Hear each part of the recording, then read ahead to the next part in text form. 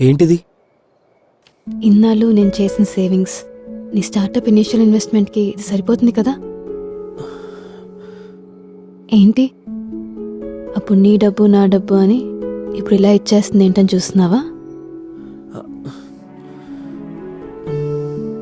నేను అప్పుడు అలా సేవ్ చేస్తా అన్నది నా కోసం కాదు, మన కోసం.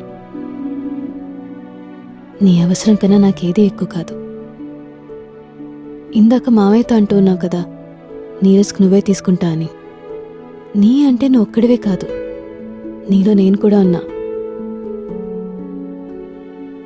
నేను మంచి వైఫ్నో కాదో నాకు తెలీదు, కానీ డెఫినెట్గా నీ మంచి